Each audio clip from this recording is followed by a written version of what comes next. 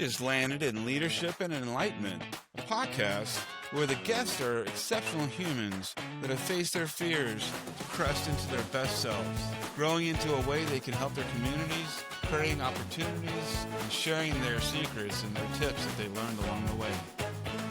Without further ado, here we are, my friends. Have a great time today and enjoy Leadership and Enlightenment.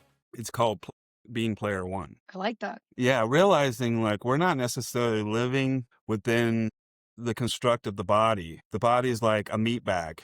And Yeah. like we were just saying, like you got to take care of it. You have to keep its length and its growth in a place so that your spiritual journey or the light journey that you're in has a chance to move through the adventure and experience the way it needs to experience. Yeah. But we get identified things with like hair and stuff. Like, and you were just saying, like, I think there might be a day where we don't all have hair because it's like not efficient. It doesn't really make sense. We identify with it in a weird way. And yet our true light is shining through these individual things. And I think that that's what really defines the idea of these connections that I love to highlight. And yours is one of them, my friend. When you and I met, I saw this spark and I go, oh, she's a friend. She just Yes, knows what she's I doing. agreed. She's out there. And you've had a big life adventure. I'm going to set you off on here to tell your Yes. story here in a second. And I just tell the audience, it's going to be a great, wonderful thing to hear because she just got married and she's put her time in. She's worked into life and created an experience for herself so that now she can enjoy it. And that, I think, right away deserves the award of human, and that you've really done a great job being a human, putting yourself in this spot. So, hey, take it away. Tell us what's been going on in your life the last few months. Yeah. So wedding, biggest thing by far. Also, one thing about me is I don't like unfinished projects. So also bought a house within the past 6 months, planned a Nice. wedding. Why not just do it all at once so you can relax down the line? Yeah, But I never. think the wedding, and I think it really matches like what we were saying is I think we had my partner and I had a very unique vision for what we wanted. We're very authentic people, really don't engage much on social media. I really love like in-person, one-on-one connections, phone calls over messages. I think growing up in my age, we were super obsessed with our phones. I was on the verge of when Instagram, all that came out. And I just saw like a split in my generation between like authentic and inauthentic. And I chose authenticity, I think speaks volumes to me. And I think I look at all the people in my life and who I'm closest with, and it's the most authentic people. I don't care what you look like, where you come from, as long as we can have an authentic conversation. It means the most to me. I'm always an in-person. I'm a low maintenance friend, is what I tell people. I'm like, I will make time to go see you. I will text to make a plan to see you, but I'm not someone who will just be on my phone to talk to you. So I think really this whole amalgamation of my partner and I's like ideas and what we value really came to a head at our wedding. We're like, we're going to take people in the most authentic place to us, which is in the mountains with no cell service and remote. So a little intimidating because we're like, none of our families from Colorado. A lot of them are city people, love them all, shout out. But I was like, they might absolutely hate not having cell service for 3 days. Like, I don't know if anybody outside of a few people have done it before. So Right. we were preparing everybody. We're like, it's rustic, it's out in nature, and just see everybody Friday night. I like walked out of my welcome tent where I didn't do a seating chart. I said, pick a table, sit with new people, and to walk out and come back and hear the amount of talking coming out of that tent because friends were being friends, family becoming friends, was one of the most like heartwarming and like surreal moments of my life. So then really have just like ridden that wave to where I'm now back for my honeymoon and my wedding and really searching for like a deeper purpose and where I want to drive and put my energy into, whether that's creating more of like my personal brand to let people know who I am. I'm a very private person and I think I have a lot to offer. So I think it's kind of like purpose and personal brand. It's like, how do I marry the two and where do I go from here? Well, this sounds I like want to be more a authentic fear to experiment. myself. Yeah. It sounds like a fear experiment for you right now, being on the podcast. Well, a little bit, yeah, because like I look Nice. at I myself, love I'm that. very private, Yeah. and like I feel like I had this wall up between like my personal life and my work life. I am very active in both, and I love EDM music, but like to tell people at work that I like going to music festivals, I was like, they're gonna judge me for that, and it's kind of It's like, okay though. I mean, but that's where it's our me. conversation really is going to go. I'm going to lead Yeah, us a little bit. I want to give you a couple pieces back. I mean, do the it. idea of authenticity, I heard this the other day and I believe it now. I think it's really true because it's coming out more and more. The highest vibration we can live in now is authenticity. Love can be displayed, but you could do it unauthentically.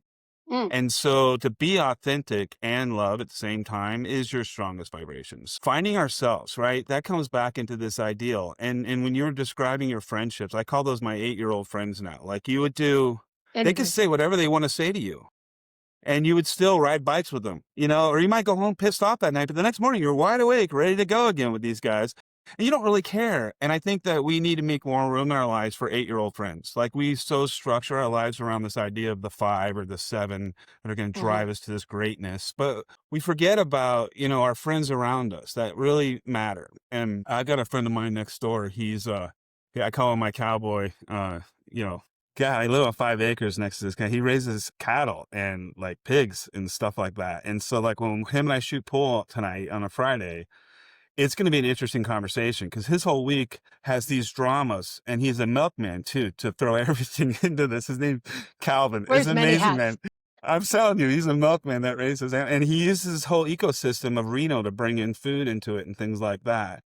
And so he's doing a great thing for the whole ecosystem because they would have to pay to get rid of the food, and he would have to pay to get food, and so there's this idea of yin and yang, and we work in this business world out here with events, and it yin and yang's a lot in that, and we have to find ourselves in that somehow, like you were saying, and not, hold ourselves accountable for these revenue goals and our own mindsets or who we're trying to expand to, getting up that proverbial ladder rather than maybe looking at like the rings in a tree, like you're always in the right place at the right time. And I Yeah. gotta imagine your experiential learning in your business has brought you forward like some of these lessons. Like, tell us about an adventure you're in and your company too, and what you're doing. I mean, Yeah. how this all connects. Obviously, we're in the events business together, and we'll share off of that a little bit. Yeah, I think my company is a niche that I, one, did not know existed in the hospitality industry. I work for a destination management company or DMC, and we really create shared experiences for people. We create the fun. We're like kind of the last layer of an onion in terms of event planning. There comes the hotels, which you help source. Then there's all of the behind the scenes, the AV, and all this. And we're kind of that last layer of, all right, what's those special touches that people will go home and continue to talk about and kind of Yeah. build that brand loyalty to and drive like the return on relationship and the ROR. So I think it allows me to think in such a creative way, operational. It scratches a lot of these itches in my brain. And I think some of the coolest like journeys and experiences I've been on is just like my own personal growth. Like I think I came into it, I came from like a big consumer packaged goods company, very structured, very rigid. You say this, you don't say Mm. this. We're by the book. Coming to a very small company that has since grown, where it was kind of like the Wild West, and I was the weird stickler. I was like, where's our SOP? Like, you're telling me I could just Right, do right. whatever I want. I was like, I this is love kind of that. crazy. So Awesome. it, in a way, helped me loosen up a bit and be less rigid. So I feel like this company has allowed me to grow exponentially in my career as well as my personal self, like figuring out who I am, who is Sammy, like how do I present myself? You Yeah. start when you're young and you see people you look up to and you're like, well, I'm going to sell like them. That's going to be my sales strategy. And Okay. then I've Yep. realized as I've grown and gotten more comfortable and like confident in my own skin, I've gotten way more successful when I'm just me. Like I'm just Sammy. I'm not trying to be anybody else. I'm not trying to like hit a metric that somebody else like I want to be driven by myself and the relationships I create. And I've seen just such great success with that. I've moved quickly up my ladder and now I get to sell the whole country and not just one destination. So my relationships are really coming back. And it's been cool to see like some of my first clients when I started in 2021 are now my like national accounts. Right. And it's been just like kind of a surreal experience. Well, let's cut in there for a minute because we just hit on a couple topics that are really neat. First off, your leadership shines through in this ideal. This is the whole point of the conversation is that when you're expanding yourself through your own process to show in your best light, others can follow that. They can see it as this example, and that's why that expansion is growing around you, which is, instinctively something you're doing. And I'd really love to dig into that a little bit, just to ask you, like, when you're in that moment where you're figuring, like, okay, I've done what I've done. Like, I'm in this company, I'm running a big ship here, it's working great, but something's Mhm, not really hitting the bells that I need to hit. I'm gonna make a move. What was the mhm. steps you took when you decided to, like, jump out of that experience and go into this one? I think I told you before we jumped on, I used to be very money driven. I was recruited Mm, out of college. It was a giant money dollar signs. I was like, well, yeah. duh, that's what I'm going to do.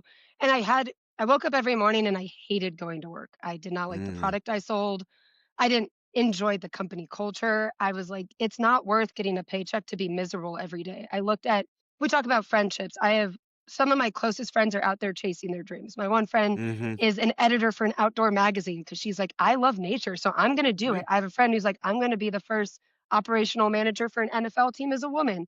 And they're just out doing things not money driven, just doing what drives them. So I just started thinking about it. I was like, obviously, this isn't what drives me, but what would bring me joy? So I sat down and I talked to a bunch of different people in the hospitality sphere, different third parties, hotels, DMCs. I was like, where do I fit in? And I found my niche. And I think it's uncomfortable. I moved states for it. Like I was willing to put a lot on the Mhm. line and I took pay cuts to come here. Yep. And I don't regret a single day of it. I think I wake up every day and I love my job and I love the people I get to I meet. just got the tingles. I gotta tell you, I did because you just hit on a couple subjects that I'm very passionate about. Number one, there's a tangible asset when you realize if you sacrifice a circumstance in your life, that some growth is gonna happen from that. Hmm. And it's this idea, the yin and the yang. Like if you put yourself in this unusual circumstances, something unusual is going to happen for you. I had this old boss used to say, excess creates success. Well, it does too. In a lot of ways, when you're mentally driven inside and that little bell ring and you're following that bell and you're in within this light, the description of your friends and you are no different except for the fact that they were enjoying holistically everything they were doing because they invested themselves in this light and let the money follow behind it. Exactly.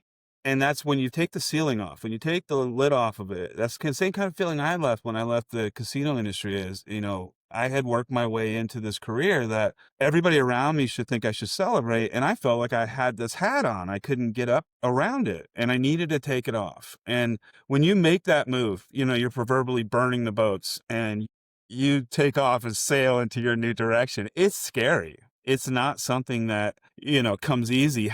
Deal with that part. It was interesting. It definitely was a lot of self-justification. I think I had an image in my head of what success looked like. Like, I'm gonna climb this Fortune 100 company and I'm gonna sit there. And then I was like rewiring my brain. I was like, that's not what success means. To me, success is waking up and being happy every day and feeling like I make an impact and a difference, which I do feel like in hospitality we can do that. And I luckily have a great support system, but a lot of it was me just externally talking it through, being like, okay, hear me out. I think I'm going to do something crazy. I'm going to leave That's my great. job. Yeah. And everyone was supportive of it. And I think I owe a lot to my parents. I moved around a lot as a kid. And I think that kind of made the jump less scary. I'm like, if I Yeah, can do it yeah. as a kid, I can Yep. certainly do it as an adult. And what's the harm in trying? If it doesn't work out, I can go back to what I was Right. doing. Doors still Or open. find something new. Or find something new. I can keep there's nothing wrong with changing paths. I think for a while there was Yeah. this stigma of my generation of we're job hoppers. We're not happy. So Mhm. like for a bit when I was like leaving after 2 years, I was like, am I a job hopper? Like, am I living up to my stereotype? Or You am are I hitting doing my checking all thing? the boxes right now. I was like, or am I doing what I actually want to do? So that was also an internal debate because I was like, oh God, people are gonna look at Yeah. my resume and be like, she moved three Well, jobs in a year.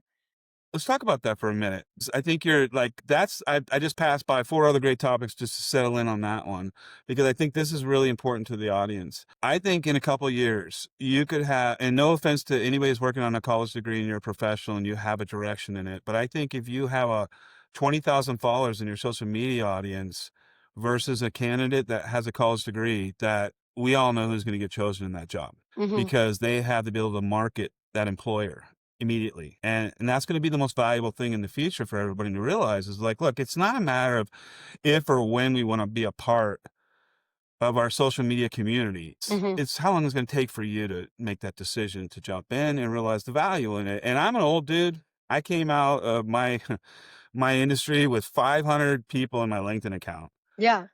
Anybody can go look now and see what it is. But the truth is that I'm just exploring in the same way I did in my corporate structure in what I would consider a world without walls. It's the same idea. You're talking to people on a daily, you're giving them a hello as you're walking down the hallway. It's the same kind of thing. You get on a podcast or on a video call, you're giving them a flower, you're sitting in their office, you're essentially just having coffee with them. I mean, we put all this pretension around it, but the truth is, it's just no walls involved. It's the same process I used when I was in my corporate career of developing relationships with people around me to get to this factor of trust. And then there's a value that you have to be able to baked into. And what I love hearing your story is that like You made that jump. And it took me 30 years to figure out how to not be stuck into something that I didn't want to be stuck in. And so that immediately is showing this ideal that, the gauge gaps, the difference between us and the mindsets that are already forward. And there were people in my world that we said they were jumpers,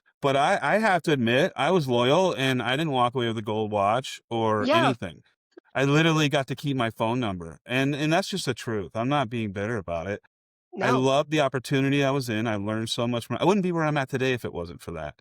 But I realized that relationship had changed and it wasn't one I wanted to be in anymore. And Yeah. I was going to go out and create a new relationship. And I always focus on this ideal Think and Grow Rich and that parable of the general that took his army to an island and said, burn the boats. And the army's Mhm. like, what? And that's the way my life felt when I Yeah. left my corporate career, and then pandemic hit us and we all had to make some adjustments. And, the funny story is my wife always watched those tiny home shows. Oh, yeah. So we rented our house and we stashed all our stuff and sold everything else and let the suits go from back in the day, the whole thing. And we took off Mhm. and bought this big RV and lived in it for a year and a half. So And it cool. was the most magical time because we were simple. I had 2 drawers of rolled clothes and I was like, Yeah. I could breathe finally. And then from there, life develops around you. And this is kind of where you're at this point now. Is like, Mhm. it's happening so fast. Like, how do you describe that? What do you call it in your own words? Insane is like I just feel Yeah. like it's like I don't know, I don't have a good word for it, and I think it just feels like I capitalize on the momentum. Like, I feel like Yeah. I'm just moving and things are moving and happening for me, so why would I slow down? I just keep moving faster and I feel You're the like cog in a a wheel. hamster that's just spinning really, Yeah. really, really fast. But in flow. And It's not and out it's of going control, it's like somewhere. Yeah. controlled But you speed, can't so I'm keep like, up with it. no. I mean, I'm like, well, we're gonna try our best and you grow that way. Like you have to make mistakes and drop, Yep. I think you learn a lot through that. And I think something I'm growing on, which to touch on your social media point, is something I was never strong at. I think I kind of hinted at I grew up where everyone was on it. It was like editing became a thing. And I was like, Hmm. this is not, I don't want to be involved in it. So I really like got off of it. And now Meetings Made Easy was one of my first clients that really kind of opened my Oh, eyes yeah. to it and the success Interesting. of social media. And I really admire what you guys do. And I started taking notes. I was like, I think I need to figure out my brand. Cause for the longest time, I was like, why does anyone care what like I have Yeah. to say? Like I'm just another Well, voice out there. And now I'm challenging myself with my personal and you brand. should, because you have a great brand. It's just you need to communicate it. And take a Yeah. minute to give some props to who developed this program. I mean, Mike Ferrer is an absolute genius in my world. Genius. He literally could see, he's clairvoyant. He could see ahead of the circumstance by 100 years. To have the opportunity to be around Mike in the beginning and be able to be nurtured by him, because it Yeah. would never work now. He's so busy. But back Yeah. then, He's speaking he with had time to everybody. spend. Yeah, oh yeah, he had time to spend with me. And his and my biggest challenge was that, you gotta find your thing, and I'd be like, I don't even know what that is. What are you talking about?" And I would get so frustrated, and he's like, "We're gonna get you there." And he I put out so many yellowy, green, crappy videos in the beginning and just pictures that didn't make sense, and, he was always there for me, and he still Hmm. is as a mentor. He just Meetings Made Easy is one of these special things that we all joined, and my fellow teammates are amazing goals in their own ways. And that's the Yes. coolest thing is that we're all kind of front forward. Everybody has these huge lifestyles and Hmm. life, presence and what they do in helping their clients. And it all centrifuges into Hmm. this great support system that Mike and his wife Rochelle have created for us. Leaving Las Vegas and moving to Detroit was probably the best thing they could ever have done for their family and for, finding their own rhythm. Because Vegas is so fast. Like, it's a great place to hold a conference, but to actually live in Las Vegas too is you got to be young and you got to be moving. And Yeah. it's tougher now than it used to be when I was there. So, I mean, I get all, the reasons why those evolve, but I can't speak to having a decision in any of this. It was Yeah. like, we had to have a whole nother podcast to explain how it all unfolded. Yeah. I would be. But, I mean, 5 years later is kind of like where you're talking from, and you could see like this growth. And along the way, I held myself accountable for the same things. Like, why am I doing a podcast? Well, it's the same reason. I used to love to share and coach when I was in my corporate roles, especially in my higher ranking roles. I'd love to spend time and help somebody through a painful moment. Because, look, I heard this word the other day. I love it. I've used it a few times over the last few weeks in podcasts. Neurodivergence is Hmm. like my new favorite word. Yep. We're all the same. We just learn differently. And I wasn't given a chance to learn as a youth in a certain way. And I wasn't given a platform in my corporate career to be honest with my fellow executives that I'm on the spectrum, man. When I get tired, especially when I'm exhausted, my ADD kicks in, my OCD kicks in. I'm dyslexic in those worlds sometimes. I'm going to say something and the worlds are going to flip around because my brain's moving faster than my mouth or whatever. And I was so self-conscious about the other person across me judging me if I had made that mistake. And Yeah. if they had known, like what I realize now is like I couldn't have seen that spectrum of life without these talents. I mean, I Mhm. could never have been in my role. And if you look at like those odds, like half of NASA's dyslexic.